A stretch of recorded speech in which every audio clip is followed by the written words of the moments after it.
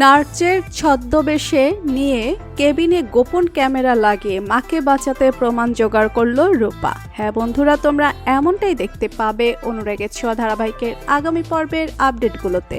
বিস্তারিত জানতে হলে ভিডিওটি না টেনে শেষ পর্যন্ত দেখতে থাকুন।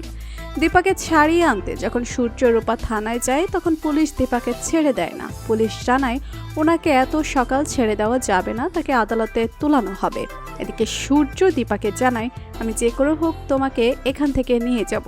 এরপর সূর্য উকিলের সাথে কথা বলতে গেলে রূপা দীপার কাছে যায় আর দীপা রূপাকে জানায় তুই সোনাকে দেখে রাখিস, সোনা এখনো ভুল পথে হাঁটছে, তুই কখনো সোনার হাত ছেড়ে দিবি না।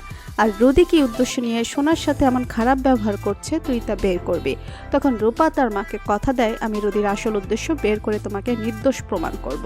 অন্যদিকে রুদি সোনার সামনে এমনভাবে অভিনয় করে যে সোনা বিশ্বাস করে নিল রুদি খুব অসুস্থ। এরপর সোনা কেবিন থেকে চলে গেলে রুদি হাসতে থাকে আর তার মাকে কল দিয়ে জানায় মা তুমি যেভাবে বলছো আমি সেভাবে করছি।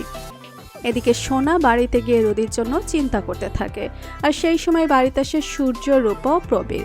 আর সোনা তার বাবাকে দেখে বলতে থাকে কেউ আমার আপন নয়, সবাই এখন আমার পর হয়ে গেছে। তখন সূর্য জানায় সোনা তুই চিন্তা করিস না, রুদি ভালো হয়ে যাবে। এদিকে রুদি হসপিটালে বসে বসে তার মায়ের পাঠানো বিরিয়ানি খেতে থাকে আর বলতে থাকে আমি এবার সেনগুপ্ত বাড়ির সবাইকে শেষ করে দিব।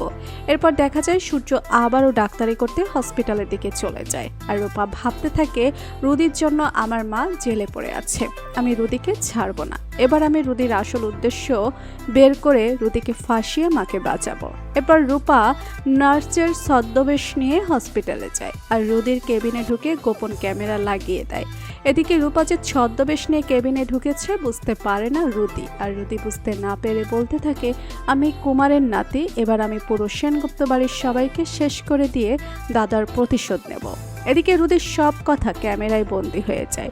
তো বন্ধুরা, তোমরা এমনটা চাও তো নার্স সেজে কেবিনে গোপন ক্যামেরা লাগিয়ে আমাকে বাঁচাতে প্রমাণ জোগাড় করে নিক রূপা?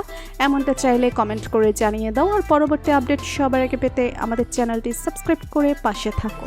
ধন্যবাদ।